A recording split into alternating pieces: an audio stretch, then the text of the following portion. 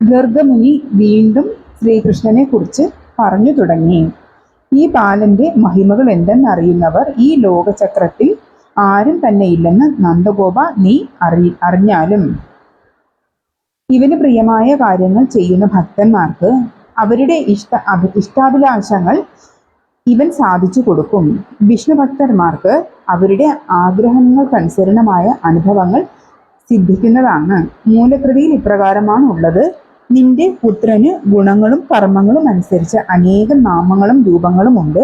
അവയെ ഞാൻ അറിയുന്നു. എല്ലാം ചെയ്യാൻ സമർത്ഥനായതുകൊണ്ട് ഈശ്വരൻ എന്ന കർമ്മസിദ്ധമായ നാമം, സർവവും അറിയുന്നവനായതുകൊണ്ട് സർവജ്ഞൻ എന്ന ഗുണം നിമിത്തമുള്ള നാമം, അങ്ങനെ ഗുണകർമ്മങ്ങൾ അനുസരിച്ച് നിന്റെ പുത്രനുള്ള അനന്തമായ നാമരൂപങ്ങൾ ഏകാന്ത ഭക്തന്മാരുടെ ഹൃദയത്താൽ മാത്രമേ അറിയപ്പെടുകയുള്ളൂ.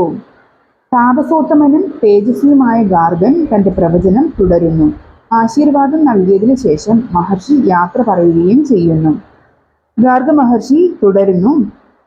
ലോകപരിപാലനത്തിൽ എപ്പോഴും തൽപരനായിരിക്കുന്ന ഇവൻ കാരുണ്യവാൻ കൂടെയാണ്. ഇവൻ മഹാകീർത്തിമാനായി തീരും.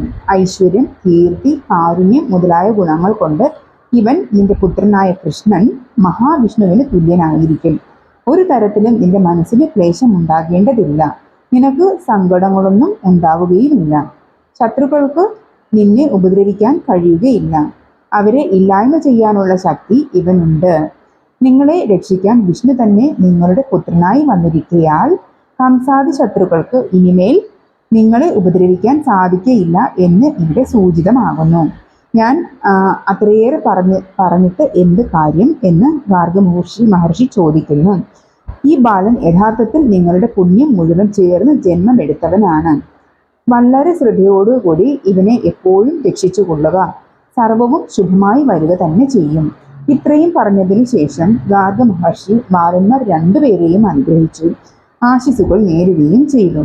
നന്ദഗോപൻ വിനയപൂർവ്വം നൽകിയ ദക്ഷിണ സ്വീകരിച്ചുകൊണ്ട് ഗാർഗ മഹർഷി പോയി. ആത്മസ്വരൂപനായ ശ്രീകൃഷ്ണന്റെ പരമരഹസ്യത്തെ അസ്പഷ്ടമായും സ്പഷ്ടമായും അറിയിച്ചുകൊണ്ടാണ് ഗാർഗ മഹർഷി സ്വഗൃഹത്തിലേക്ക് പോയത്. സ്വപുത്ര മാഹാത്മ്യം മുനി മുഖത്തിൽ നിന്ന് കേട്ടതിനാൽ നന്ദൻ സന്തുഷ്ടനായി. രോഹിണിയും സ്വന്തം പുത്രനെ കുറിച്ച് മഹർഷി നടത്തിയ പ്രവചനത്തിൽ സന്തോഷിച്ചു. എല്ലാവർക്കും രോഹിണി ദാനമായി ദ്രവ്യങ്ങൾ നൽകി. പുത്രന്റെ അഭ്യുദയം പ്രാർത്ഥിച്ചുകൊണ്ടാണ് രോഹിണി അളവില്ലാതെ ദാനം നൽകിയത്. നൈർമല്യം നിറഞ്ഞ യശോദയും തന്റെ പുത്രന്റെ നന്മയ്ക്കായി ചെയ്യേണ്ടതെല്ലാം ചെയ്തു. ഗാർഗ മുനീന്ദ്രൻ പ്രസാദിക്കുന്ന രീതിയിൽ മുനീന്ദ്രനും ദാനം നൽകി. ദാനം സ്വീകരിച്ച ശേഷം മുനീന്ദ്രൻ വംശവൃദ്ധിക്ക് വേണ്ടി യശോദയ്ക്ക് ആശീർവാദം നൽകി. മഹർഷി മടങ്ങിപ്പോയത് ദേവകീപുത്രനെ ധ്യാനിച്ചുകൊണ്ടാണ്. ദേവകീപുത്രൻ ആരാണെന്നുള്ള സത്യം മഹർഷിക്ക് അറിയാവുന്നത് കൊണ്ടാണ് ഇങ്ങനെ മഹർഷി മടങ്ങിപ്പോയി ധ്യാനിച്ചത്. മഹർഷിയുടെ യാത്ര നോക്കി നിൽക്കെ നന്ദഗോപന് എത്രയും സന്തോഷം അനുഭവപ്പെട്ടു. നന്ദഗോപൻ വിചാരിച്ചു, മനുഷ്യജന്മത്തിന്റെ സുഹൃതഫലം എനിക്ക് ലഭിച്ചിരിക്കുന്നു. മഹാവിഷ്ണുവിന്റെ അനുഗ്രഹത്താൽ എനിക്ക് ആഗ്രഹസിദ്ധിയും കൈവന്നിരിക്കുന്നു. എന്റെ മനസ്സാകുന്ന കണ്ണാടിയിലെ അഴുക്ക് ഭഗവാന്റെ പാദപങ്കജങ്ങളിലെ രേണുക്കൾ കൊണ്ട് ഞാൻ തുടച്ച് വൃത്തിയാക്കും. അതായത് ഭക്തി കൊണ്ട് മനസ്സ് ശുദ്ധമാകും എന്നാണ് ഇവിടെ ഇദ്ദേഹം ഉദ്ദേശിക്കുന്നത്. അങ്ങയിൽ എൻ്റെ ബോധം രമിക്കുന്നതിന് ആജ്ഞ നൽകിയാലും. പ്രഭോ, പാപസമൂഹത്തെ ഇല്ലാതാക്കുന്നവനെ എൻ്റെ വംശക്കാരെ പരിപാലിച്ചാലും അങ്ങല്ലാതെ മറ്റൊരാശ്രയം എനിക്കില്ല. നമോസ്തുതേ. നന്ദഗോപൻ ഭാഗ്യവാനാണ്. ആനന്ദമൂർത്തിയായ ഭഗവാനെ ഉള്ളിലും പുറത്തും ഒരേ സമയം കാണാൻ ബഹുപുണ്യ കർമ്മങ്ങളുടെ ഫലമായി മാത്രമേ ആർക്കും സാധിക്കുകയുള്ളൂ. ആ ഭാഗ്യമാണ് നന്ദഗോപന് ലഭിച്ചിരിക്കുന്നത്. സ്വപുത്രനെ ലാളിച്ചും സേവിച്ചും കൊണ്ട് നന്ദഗോപൻ എപ്പോഴും സന്തുഷ്ടനായി കഴിഞ്ഞുകൂടി. താമരക്കണ്ണനായ കൃഷ്ണനും ജ്യേഷ്ഠനായ ബലഭദ്രനും അനുദിനം വളർന്നുകൊണ്ടിരുന്നു.